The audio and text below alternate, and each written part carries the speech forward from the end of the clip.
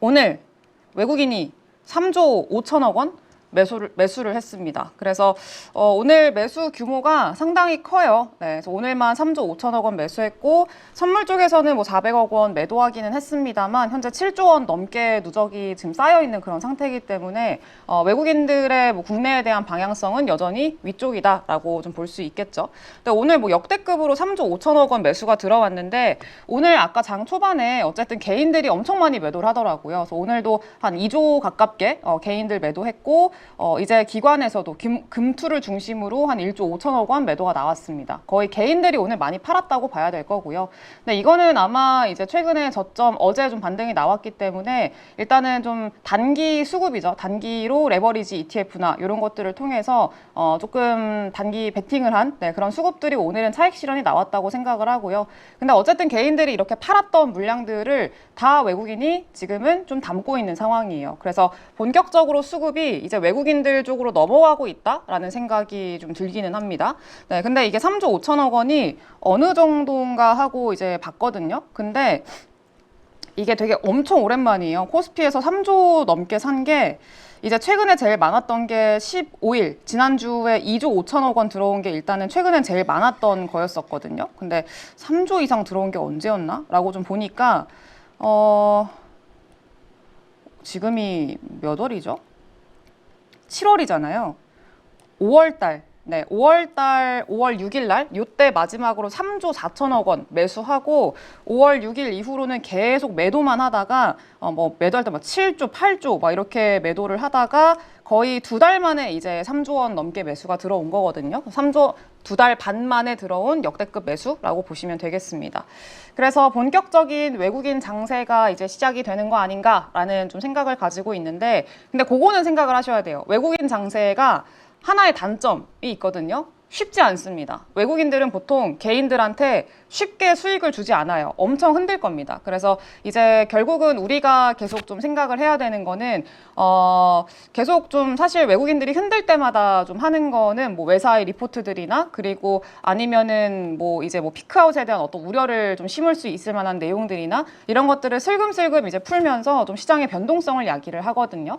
네, 그러면서 좀 수급을 뺏는 그런 형태로 보통은 외국인들이 하는데 거기서 우리가 좀 중점적으로 봐야 될 거는 결국은 이런 노이즈와 그러니까 소음이죠. 소음과 실제의 상황을 좀 구분하는 것들을 이제 펀더멘털을 잘 구분을 하는 거. 이게 우리가 일반 개인 투자자들로서 좀 해야 되는 과제다라고 좀 생각을 하고 있어요. 앞으로.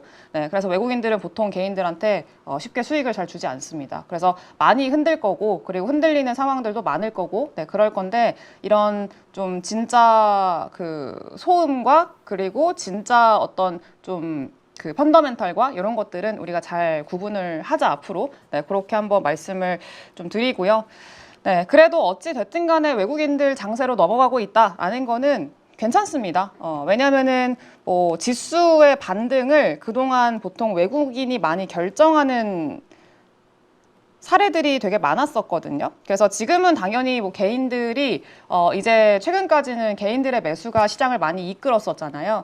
네, 그래서 개인들이 안 들어오는 거는 안 돼요. 개인들도 들어오기는 해야 됩니다. 근데 일단은 개인들의 어떤 좀 이런 투기성 자금들이나 그리고 이제 시장 막 좋아진대라고 하면서 막 들어오는 그런 자금들은 보통 외국인이 처음에 주도를 하고 그리고 약간 이제 한 중후반기쯤에 개인들이 확 들어오면서 이제 보통은 사이클이 막을 내리는 이런 형태잖아요.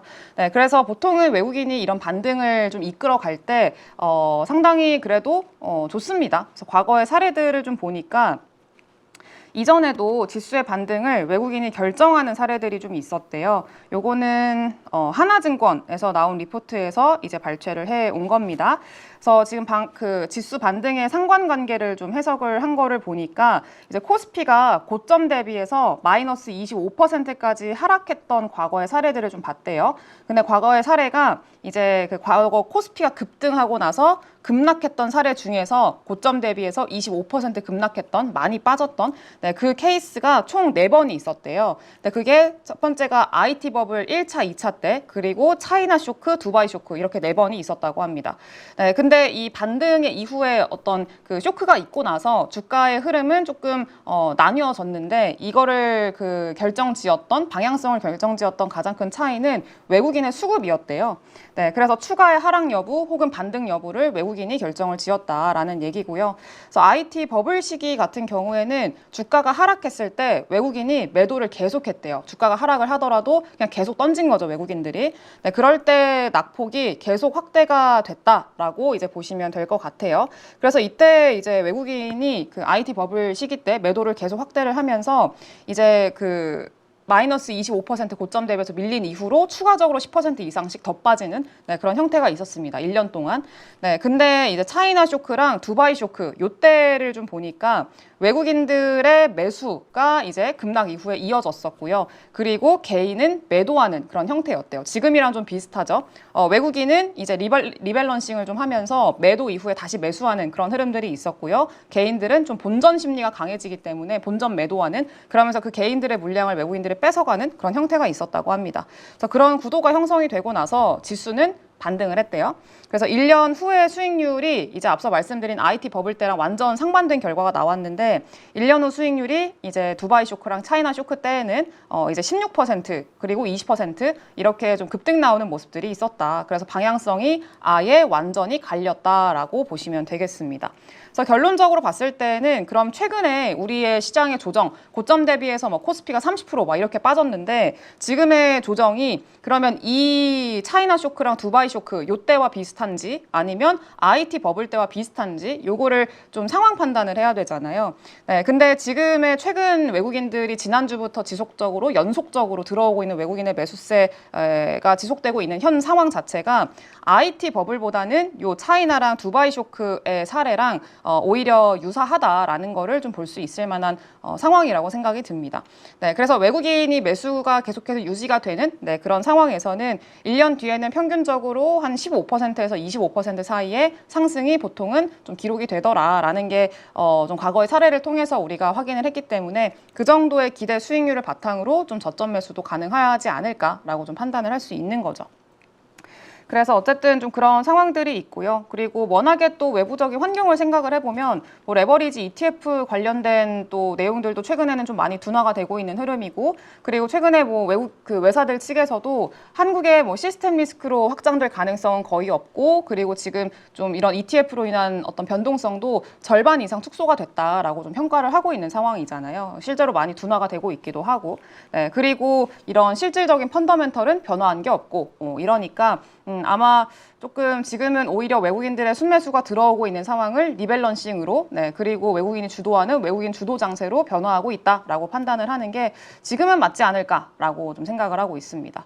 그래서 오늘은 좀 주가가 장 막판에 좀 밀리기는 했고 내일 빅테크 기업들 실적 발표하잖아요. 그래서 알파벳이랑 테슬라 실적 발표하고 텍사스 인스트루먼트 이런 기업들 실적 발표하거든요. 근데 중요한 거는 뭐 테슬라랑 알파벳이고 제일 중요한 건 알파벳이긴 한데요. 내일 아마 좀 주가 그 실적 발표하고 나서 좀 좋은 내용들이 있어도 주가 반응이 그렇게 크지 않거나 아니면은 오히려 세론으로 나올 가능성이 좀 있다고 저는 생각을 하거든요. 네, 그래서 일단 만약에 그렇게 나온다라고 하더라도 걱정할 필요는 전혀 없는 게 어쨌든 오늘 좀 분위기를 보면은 일단 외국인들 매수 좀 동반이 되는 것들 연속성 있게 확인이 됐고요. 네, 그리고 추가적으로 시장이 조금 빠져도 상승 종목 수가 하락 종목 수보다 훨씬 많았어요. 그래서 더 많았던 네, 그런 흐름들을 봤을 때는 시장의 분위기는 그래도 지수는 조금 변동성이 있긴 하지만 바닥을 계속해서 좀 확인을 하는 과정이고 분위기는 점점 좋아지고 있다라고 좀 판단이 듭니다.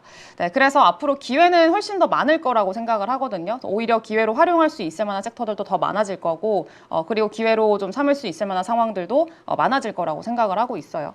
네, 그래서 그거는 그렇게 보면 될 것 같고 그리고 외국인들 뭐 수급 얘기하면서 이것도 같이 봐야 될 것 같은데 그 EWY 그 블랙록을 통해서 들어오는 그 블랙록이 이제 만든 ETF죠. 네, 요거 최근에는 그 뉴스 기사로 블랙록이 뭐 블랙록 자금이 한국으로 뭐 집중되고 있다 뭐 이런 식의 어떤 뉴스 기사들이 되게 많은데 그냥 EWY를 통해서 수급이 들어오고 있다라고 보시면 될 것 같아요. ETF를 통해서. 네, 근데 지금 연속성 있게 계속 좀 수급들이 들어오고 있습니다. 그래서 보면은 지금 뭐 그 EWY IWY, iShares MSCI 한국 증시 ETF, 네, 요게 4,300억 원 순매수 좀 들어왔고요.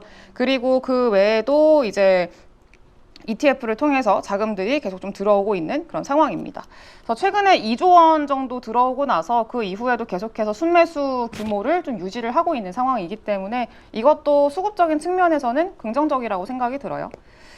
네, 그리고 이제 요게 좀 제일 중요하죠. 내일 우리가 이제 뭐 기대 반, 우려 반 이렇게 두 가지 좀 보고 있는 상황인데 내일 제가 알파벳 실적 발표랑 테슬라 실적 발표 이렇게 있다고 말씀을 드렸잖아요. 근데 알파벳이 보통 실적 발표를 하고 그 2개 분기 정도 이제 좀 사이클이 있거든요. 2개 분기는 실적 발표하고 좋으면은 이제 좀 올랐다가 2개 분기는 좀 안 좋았다가 이런 식으로 좀 왔다 갔다 한단 말이에요. 근데 이번에는 조금 이제 상승폭이 별로 크지 않은 그런 사이클에 해당을 합니다. 네, 그래서 아마 이번에는 좀 상승폭이 좀 제한될 가능성도 있겠다라고 생각을 하고 그래서 앞으로 그 앞서 말씀드린 대로 조금 세론의 가능성도 일부 있겠다라고 좀 생각을 하는 거고요. 그리고 이제 테슬라 같은 경우에는 뭐 이전이랑 되게 사뭇 분위기가 다르죠. 뭐 작년 초까지만 하더라도 실적을 잘 발표를 하면은 이제 주가가 급등 나오기도 하고 그랬었는데 근 1년 동안에는 거의 실적 발표하고 나서 주가가 좋았던 적이 별로 없었던 것 같아요. 그래서 이제 그런 것들 감안을 했을 때는 뭐 일단 기대치 자체는 조금 낮춰놓는 게 좋겠다라고 좀 개인적으로는 생각을 하고 있고요. 그리고 이번에 알파벳 실적 발표를 통해서 우리가 좀 체크 포인트로 삼아야 되는 것들 이야기를 하려고 합니다. 일단 3가지가 있어요. 첫 번째는 본업. 일단 본업이 제일 중요합니다. 본업 돈 벌고 있는지 이게 제일 중요해요. 이거 조금 이따가 더 얘기를 하긴 할 건데 본업 광고 사업의 성장 지속 하고 있는지 그 여부를 봐야 됩니다. 여전히 광고가 이 대부분의 매출 비중을 차지를 하고 있거든요. 알파벳은.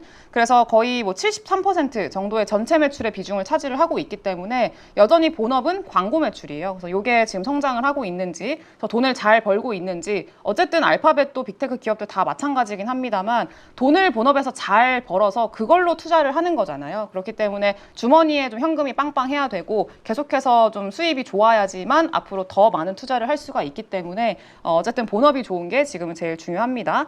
그래서 작년 1분기 이후로 광고 매출 성장도 가속화되는 그런 추세이기 때문에 요거 일단은 좀 첫 번째로 확인을 해야 되고요. 그리고 두 번째는 제일 중요한 거라고는 저는 생각을 하는데 그 구글 클라우드 요거 매출 성장률이 확대가 돼야 됩니다. 그래서 지금 시장이 걱정을 하고 있는 게 그거잖아요. 하이퍼스케일러 기업들이 워낙 캐펙스를 많이 투자를 하니까 이 투자를 하는 건 좋아. 투자를 하는 건 좋은데 이거 수익성으로 연결될 수 있어? 이거를 계속해서 확인을 받고 싶어 하잖아요. 네, 그러니까 그 의구심을 이번에 좀 확인을 시켜줘야 되는데 그게 이 클라우드 매출의 성장세가 확대가 되는지 여부로 확인이 됩니다. 그래서 주요 수치를 봤을 때 1분기 때는 클라우드 매출 성장률이 어땠나라는 걸 보니까 전년 대비 63.4% 성장을 했어요. 네, 그 2분기 그 성장 예상치, 시장에서 예상을 하고 있는 예상치는 전분기랑 똑같이 63.4%로 일단은 예상을 하고 있습니다. 그래서 요거를 좀 뛰어넘어 줘야지만 이제 시장에서는 조금 안심을 하겠죠. 그래서 주요 근거는 최근에 반도체 업종의 우려가 이익 레벨보다 이익 성장률이랑 마진 피크아웃 우려에 기인을 하고 있고 구글 클라우드는 작년 2분기 이후로 시장 기대를 계속 상회하는 서프라이즈를 기록을 해왔기 때문에 이번에도 기대치 눈높이는 조금 올라가 있는 상태기는 해요. 조금 이따가 말씀드리긴 하겠습니다만 뭐 여러 외사의 IB들 측에서도 이번에 구글의 클라우드 매출 성장률을 전망치를 막 70%까지 잡고 있는 그런 상황이거든요. 되게 생각보다 잘 나올 거다 이런 전망을 좀 하고 있어서 눈높이가 되게 많이 올라가 있는 상황이긴 합니다. 그래서 지금 여기서는 63.4%가 이제 예상치다라고는 하고 있습니다만 좀 많이 좀 강세로 보고 있는 쪽들은 뭐 70%까지 보고 있기 때문에 70% 이상은 나와줘야 이 시장에서는 진짜 서프라이즈다라고 좀 판단을 하지 않을까 싶어요. 네, 그리고 AI 수익화 우려를 완화하기 위해서는 2분기 성장률이 시장 예상치를 상회를 해야 되고 1분기 대비 성장 모멘텀이 가속화되어야지만 지금 대규모로 투자를 하고 있는 캐펙스 투자가 정당화가 될 거다라고 보시면 되겠습니다. 그리고 세 번째로 또 중요한 거는 이제 캐펙스 요거 전망치를 상향하는지 그 여부죠. 네, 요것도 중요합니다. 그래서 우리나라는 당연히 이 알파벳의 캐펙스 추이가 우리나라 반도체 기업들의 실적과 동행을 하기 때문에 직접 연동이 되기 때문에 어쨌든 이 설비 투자를 많이 해야지만 그리고 그 상향을 해야지만 그 돈으로 우리나라 반도체를 살 거 아니에요. 그러니까 당연히 이게 늘어나야 우리나라 반도체 기업들도 실적이 좋아질 거다라고 좀 예상을 해볼 수 있겠고, 최근에 뭐 워낙에 이제 피크아웃론 뭐 이런 것들이 팽배한 그런 상황에서 이런 우려들을 이제 불식시켜 줄 수 있을 만한 그런 좀 모멘텀이 될 수 있겠죠. 네, 그래서 요거를 또 확인을 해야 하는 게 중요한데 23년 4분기 이후로 시장 예상치에 부합하는 분기의 캐펙스 확대를 알파벳은 계속 지속을 하고 있어요. 그리고 내년도의 캐펙스 전망치도 마찬가지로 계속 올라가고 있습니다. 시장 일각에서는 알파벳의 내년 캐펙스가 3천억 달러 이상으로 확대될 걸로 현재는 좀 전망을 하고 있대요. 그래서 요거 관련해서도 조금 이따가 설명을 하기로 하고요. 어쨌든 중요한 거 3개, 본업 광고 잘하는지, 두 번째 구글 클라우드, 요거 지금 성장세, 매출 성장세 확대가 계속 되고 있는지, 세 번째 캐펙스, 요거 증가하는지, 이거 기대치에 부합하는지, 요거 일단 오늘 내일 좀 체크를 3개는 반드시 해야 되고요. 일단은 지금 캐펙스 전망치 보면은 이렇게 올라가고 있거든요. 분기마다 전망치 상향, 전망치 상향, 전망치 상향 이런 식으로 좀 되고 있어서 지금 요게 될 것이냐, 요거에 대한 문제인 거예요. 요게 과연 올라갈 거냐, 아니면은 계속 갈 거냐, 요거에 대한 문제인 겁니다.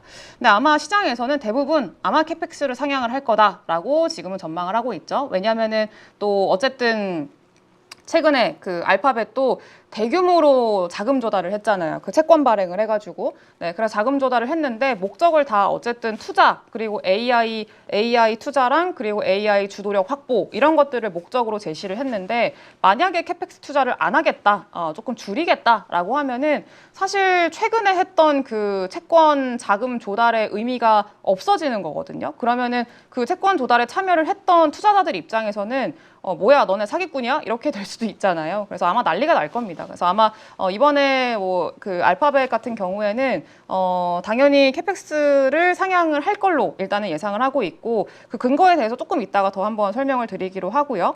그래서 이번에 계속 좀 분석이 나오고 있는 것들을 보면은 결국 빅테크 실적 발표의 본질, 알파벳뿐만이 아니라 아마존도 그렇고 뭐 테슬라도 마찬가지고요. 그리고 뭐 메타나 대부분의 기업들, 빅테크 기업들은 어쨌든 이 그동안에 어마어마한 많은 투자를 해왔었는데 이거를 회수할 수 있는지, 이걸 증명할 수 있는지, 그게 일단 이번 실적 발표의 본질이라고 보시면 될 것 같습니다. 그래서 이번에는 얼만큼의 돈을 많이 벌어들이고 있는지, 너네 진짜 돈 많이 벌고 있어? 요거를 확인하는 게 시장에서 계속 좀 째려보고 있는 내용이라고 보시면 될 것 같고요. 7월 말에 빅테크, 알파벳, 마이크로소프트, 아마존, 메타 이 기업들의 실적 발표 본질은 단순 성장을 넘어서 7,500억 달러 규모의 AI 인프라 투자에 대한 회수 증명이다라고 보면 될 것 같고요. 이게 클라우드사의 계약 잔액과 AI 수요가 지금 현재 되게 막대한데 폭증하는 자본 지출로 인해서 자유 현금 흐름 악화랑 투자 회수 지연 우려가 시장의 주요 리스크로 계속해서 좀 부각이 될 수밖에 없다라고 지금은 조금 설명을 하고 있는 그런 상황입니다. 그래서 보시면은 그 RPO가 지금 마이크로소프트랑 구글 클라우드랑 아마존 요 기업들이 지금 되게 많이 쌓여 있는 그런 상황이기는 해요. 그래서 지금 보면은 RPO라는 게 자녀 계약 잔액이라고 해가지고 고객이랑 계약을 맺었어요. 계약을 맺었는데 아직까지 매출로 잡히지 않은 금액입니다. 앞으로 매출로 잡힐 금액이라고 보시면 될 것 같아요. 그래서 어쨌든 RPO가 늘어난다라는 거는 앞으로 매출로 잡힐 금액이기 때문에 앞으로 클라우드 매출의 성장성을 보여줄 수 있을 만한 그런 방향성을 보여줄 수 있을 만한 그런 데이터라고 보시면 될 것 같고요. 근데 지금 이 RPO 같은 경우에는 마이크로소프트가 이제 6,270억 달러 이렇게 좀 쌓여 있는 그런 상황이고, 뭐 구글 클라우드나 아마존도 비슷하게 조금 많이 쌓여 있는 그런 상황입니다. 근데 지금 올해 AI 자본 지출 같은 경우에는 JP모건이 추산한 기준으로 보니까 총 8,700억 달러 중에서 초대규모 클라우드사, 그러니까 하이퍼스케일러 기업들이 약 7,500억 달러를 점유를 하고 있대요. 그러니까 어마어마하게 많이 투자를 지금 하이퍼스케일러 기업들이 다 차지를 하고 있다는 그런 얘기입니다. 많이 투자를 하고 있다는 얘기죠. 그래서 내년에도 지출이 계속 증가될 걸로 현재 전망을 하고 있는데 구글은 54%, 아마존은 42%, 메타는 42% 이런 식으로 자본 지출이 지속적으로 확대될 걸로 현재는 전망을 하고 있는 그런 상황이에요. 그래서 그렇다 보니까 당연히 재무 건전성에 대한 압박이 있을 수밖에 없겠죠. 투자는 계속 더 많이 해야 되고 안 그래도 최근에 지금 누구죠? 구글뿐만이 아니라 지금 빅테크 기업들 열심히 투자를 하면서 그동안에는 AI 관련해서 이 빅테크 기업들이 사실상 독점하는, 과점하는 그런 형태였었잖아요. 근데 중국에서도 저렴한 AI 나오고 성능 좋은 AI 나오고 여러 가지 스타트업 기업들의 AI가 출시가 되고 이런 것들을 보니까 이제는 점점 이 빅테크 기업들의 독점력이 점점 약화되고 있다는 거죠. 그래서 중요한 거는 결국은 이 다른 이제 경쟁자들과 이제 비교를 해가지고 이 빅테크 기업들이 가장 우선할 수 있는 차별점이 뭘까라는 걸 생각을 해보면 결국은 클라우드 사업인 거고 그리고 여기서 벌어들이는 자금력이라고 이제 생각을 하면은 될 것 같아요. 그래서 지금 5대 클라우드사의 부채 금융 규모가 22년 기준으로는 400억에서 500억 달러 정도였었대요. 근데 올해는 1,900억 달러까지 거의 지금 4~5배 정도 급증을 했다고 합니다. 그래서 구글은 대규모 지분 금융까지 활용 중인 그런 상황이기 때문에 이거를 이제 합리화할 수 있는, 정당화할 수 있는 그런 자금의 어떤 확보를 이제 시장에서는 기대를 하고 있는 거고요. 근데 다만 알파벳은 그게 가능할 걸로 지금은 좀 예상을 하고 있어요. 네, 그래서 어쨌든 이게 엄청나게 많은 투자를 했던 게 재무 부담으로 바로 이어질지 아니면은 실제 매출이랑 이익으로 회수될지 그 여부를 이번에 확인을 한다라는 게 핵심이라고 말씀을 드렸잖아요. 네, 근데 지금 보니까 오픈 로이터라고 해가지고 이게 AI 토큰 사용량이라고 보시면 될 것 같거든요. 근데 이 토큰 사용량을 이번에 보니까 올해 2분기 전체 토큰 사용량이 421조 개래요. 네, 그래서 전분기 대비해서 131%나 증가를 했다고 합니다. 그래서 지금 전 분기 대비해서 AI 사용 수요 자체가 2배 이상씩 매우 가파르게 늘어나고 있는 그런 상황이다라는 게 지금 확인이 된 거예요. 그래서 수요가 매우 빠르게 증가하고 있다라는 게 지금 확인이 된 거고 그러면서 시나리오를 조금 세운 거를 봤는데 이번에 LS증권에서 알파벳의 재무 부담을 상쇄할 수 있는 조건에 대한 시나리오를 2가지를 제시를 했더라고요. 그래서 요거를 좀 같이 보면 좋을 것 같아서 가지고 왔습니다.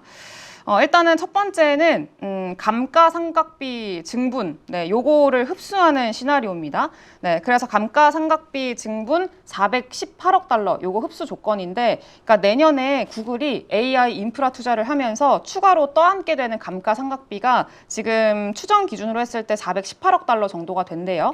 근데 이 감가상각비 증가분을 클라우드 사업의 이익, 그러니까 에비타로 보시면 되거든요. 네, 요거 증가로 완전히 이제 메우기 위한 조건이라고 보시면 되겠습니다. 그래서 모델상으로 지금 계산된 계약 증가율이 20.3%래요. 네, 그래서 실제 분기 공시 RPO 기준으로 봤을 때는 전분기 대비해서 10.3% 정도 QOQ로 달성을 해야지만 이제 달성할 수 있다라고 현재는 설명을 하고 있습니다. 그래서 이번에 그 RPO, 그러니까 지금 잔여 계약이 전분기 대비해서 10% 정도는 이제 성장을 해야지만 플러스가 돼야지만 지금 재무 부담을 상쇄할 수 있다라고 첫 번째 시나리오로 좀 제시를 한 거고요. 두 번째로는 투자 증분 요거 1,021억 달러 요거 흡수하는 조건인데 감가상각비뿐만이 아니라 지금 전체 캐펙스 투자가 계속 확대가 되고 있다고 말씀을 드렸잖아요. 네, 그리고 재무적 부담도 계속 지어지고 있는 상황이고 이거를 더 보수적으로 방어를 하려면은 1,021억 달러 정도의 증분을 흡수를 해야 된대요. 계산을 해보니까. 그래서 투자 규모 전체를 지금 현금 창출력으로 방어를 해야 하기 때문에 이때는 훨씬 더 강력한 성장이 필요합니다. 네, 근데 모델상으로 지금 계약 증가율이 33.4%라고 하고요. 실제 분기 공시 RPO 기준으로 봤을 때는 전분기 대비해서 22.3% 이제 성장해야 이런 높은 그 허들을 넘을 수 있다라고 여기서는 해석을 하고 있어요. 네, 그래서 결론적으로 이제 그냥 쉽게 설명을 하면은 이 조건들이 어떤 의미를 가지냐. 구글이 이번에 실적 발표에서 그 공시 RPO, 네, 잔여 계약이 전분기 대비해서 22% 이상 성장을 하고 클라우드 수익성이 탄탄하게 확인이 된다라고 하면은 이런 엄청난 AI에 대한 투자나 단순 AI 투자나 그리고 비용이나 이런 것들이 그냥 소진하는 재무 부담이 아니라 확실한 미래 매출에 대한 확보 과정이다라는 게 증명이 되는 거라고 있다라고 보시면 될 것 같아요. 근데 그 QOQ 대비해서 22%라는 게 되게 엄청 타이트하고 엄청 좀 쉽지 않은 기준이거든요. 그래서 요거를 만약에 달성을 한다라고 하면은 뭐 엄청난 사실 서프라이즈라고 볼 수 있겠죠. 네, 그리고 이런 것들이 확인이 되면서 빅테크의 투자 지속성에 대한 어떤 불안감이 해소가 될 거고요. 그리고 내후년 포워드 PBR 기준으로 했을 때 밴드 하단에 지금 메모리 반도체 기업들이 다 머물러 있는 그런 상황이기 때문에 당연히 주가 반등으로도 우리가 충분히 기대해 볼 수 있겠다라고 생각을 해볼 수 있겠습니다. 그래서 요 관련된 내용들도 조금 그 숫자가 더 이렇게 디테일한 내용들이 많긴 한데요. 그냥 좀 쉽게 이해하기 위해서 좀 말씀을 드렸습니다. 네, 그래서 어찌됐든 이런 것들을 지금 기대를 하고 있고, 근데 긍정적인 거는 뭐 앞서 말씀드린 대로 클라우드 요거 실적이 되게 좋아지고 있어요. 네, 그래서 지금 보면은 클라우드 성장률이 재점화되고 있다라고 이제 말씀을 좀 드렸는데, 보시다시피 작년까지 조금 이제 정체되는 흐름이다가 올해부터 되게 가속화되는 게 확인이 되거든요. 빅테크 기업들 대부분이. 네, 그래서 이제 도이치방크에서도 클라우드랑 그리고 캐펙스에 대한 전망치를 이번에 알파벳에 대해서도 상향 조정을 했습니다. 네, 그래서 구글의 클라우드가 아마 강력하게 성장할 거고 이익에 대해서도 기여가 되게 좀 많이 이루어질 거다라고 얘기를 하고 있는데 매출 성장률을 지금 그 올해 2분기 매출 증가율 전망치를 기존의 65%에서 70%로 상향을 했대요. 앞서서 원래 시장에서 그냥 일반적으로 전망을 하고 있는 거는 전분기랑 비슷한 63.4%인가요? 네, 그렇게 일단 2분기에 전망을 하고 있는데 이미 시장의 눈높이는 뭐 이렇게 올라가 있는 70%까지 상향이 돼 있는 그런 상황입니다. 근데 중요한 거는 이게 그냥 이번이 피크가 아니라 아마 올해 하반기에는 클라우드 성장률이 75%까지 가속화가 될 거래요. 엄청나게 빠른 속도인 거죠. 엄청나게 빠르게 성장을 하고 있는 거죠. 근데 그 근거가 뭐냐라는 걸 좀 보니까 AI 연산 수요가 공급을 초과를 해서 구글이 스페이스X의 자원까지 임대를 해서 사용하고 있는 상황이다. 그래서 컴퓨팅 용량이 지금 되게 부족하다. 구글이 본인들 거 지금 다 넘어가지고 이게 매달 1조 2천억인가 내야 되거든요. 스페이스X에다가. 네, 근데 그렇게까지 해서라도 지금 컴퓨팅 용량을 더 확보해야 될 만큼 수요가 많다라는 게 이제 메인이고요. 그리고 그 1분기 말 기준으로 했을 때도 클라우드 수주 잔고가 지금 4,620억 달러였대요. 전년 동기 대비해서 400% 급증한 그런 상황이라고 하고요. 아마존 웹서비스 같은 주요 클라우드 사업자들도 서비스 가격 인상을 시작을 했다. 그래서 가격을 인상하기 시작을 했다라는 것 자체가 공급자 우위인 상황이다. 그래서 가격을 인상해도 수요자들이 충분히 쓸 수 있을 만한 상황이다라는 그런 내용이기 때문에 긍정적으로 평가를 하고 있는 것 같아요. 그래서 이익에 대한 기여도가 얼마냐라는 걸 보니까 27년도 클라우드 매출이 이제 예상치가 1,420억 달러인데 1,900억 달러에서 1,950억 달러까지 전망을 하고 있대요. 예상치를 크게 상회할 걸로 기대를 하고 있는 거죠. 거의 지금 뭐 10%가 아니라 거의 20% 정도 상회할 걸로 기대를 하고 있는 거고, 만약에 여기서 30% 정도의 마진을 적용을 하면은 약 150억 달러의 추가 영업이익을 창출할 걸로 분석을 하고 있다고 합니다. EPS가 1달러 증가하는 효과래요. 이것도 되게 크죠. 네, 그리고 캐펙스랑 자금 조달력 요것도 상향을 했습니다. 캐펙스 더 투자 많이 할 것 같대요. 그래서 전망치를 상향을 했는데 27년 자본 지출을 기존에 2,500억 달러 예상을 했었는데 3,250억 달러 투자할 것 같다. 더 크게 상향을 할 것 같다라고 이번에 전망치 상향을 했고요. 28년에는 3,650억에서 3,700억 달러로 상향을 했다고 합니다. 올해는 1,800에서 1,900억 달러라고 하고요. 그러니까 올해보다 내년에 더 많이 증가를 하고 내후년에는 더 많이 또 증가를 할 걸로 지금 예상을 하고 있고, 그 근거가 뭐냐라는 걸 좀 보니까 수주 잔고 처리를 위해서 약 11.5기가와트의 연산 용량이 지금 필요하대요. 근데 요거를 기준으로 했을 때 내년에는 10기가와트가 추가로 필요하다고 합니다. 기가와트당 구축 비용이 300에서 350억 달러 적용을 했을 때는 이제 내년에 한 10기가와트 정도 추가로 필요하고, 그거를 이제 계산을 하니까 내년치의 자본 지출 상향이 이루어진 거라고 보시면 되겠고요. 그리고 TPU랑 엔비디아 GPU를 혼합 배치해서 단위 원가를 낮추고 있는 거는 하나의 변수이긴 하다라고 얘기를 하고 있어요.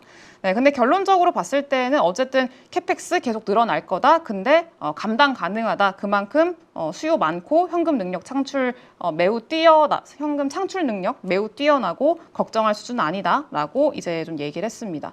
그래서 일단은 지금 보면은 전반적으로 전망은 되게 좋은 것 같아요. 그래서 기대도 많이 하고 있고 눈높이도 많이 올라가 있는 그런 상황이고 그래서 요거 관련된 내용들이 내일 좀 부합을 하는지 그 여부가 좀 중요하긴 하겠죠. 근데 핵심 포인트들은 좀 앞서서 말씀을 드렸기 때문에 그런 것들 부합을 하는지 여부 만약에 조금 뭐 못 미친다라고 하면 시장에서는 일부 실망감이 있을 거고 다른 빅테크 기업들 실적 발표를 더 지켜보려고 하겠죠. 네, 근데 결론적으로는 아마 시장에서 걱정하는 것만큼의 캐펙스의 하향이나 뭐 캐펙스를 더 이상 안 하겠다 이런 류의 내용은 아닐 거라고 생각을 하고요. 얼만큼의 기대치를 충족시켜줄 수 있을 거냐 요 여부가 이제 중요할 걸로 지금은 생각이 돼요. 그래서 일단은 내일 좀 확인을 해야 되고 다만 처음부터 말씀을 드린 대로 그 기대치 자체는 조금 낮춰놓고 보자. 그래서 내일 알파벳뿐만이 아니라 다음 주까지 계속 기업들 실적 발표 있잖아요. 그래서 내일 알파벳 실적 발표하고요. 테슬라 있고요. 금요일에는 인텔 실적 발표하고요. 다음 주에는 뭐 마이크로소프트, 아마존, 메타 그리고 뭐 삼성전자, SK하이닉스 이런 기업들 다 실적 발표 진행이 되잖아요. 그래서 그런 것들 더 한번 확인을 해보자라는 시장의 심리가 매우 강할 거기 때문에 그냥 지금은 계속해서 바닥을 확인하는 과정들이 이어질 수밖에 없겠다. 당분간은 그렇게 좀 판단을 하시면 될 것 같습니다.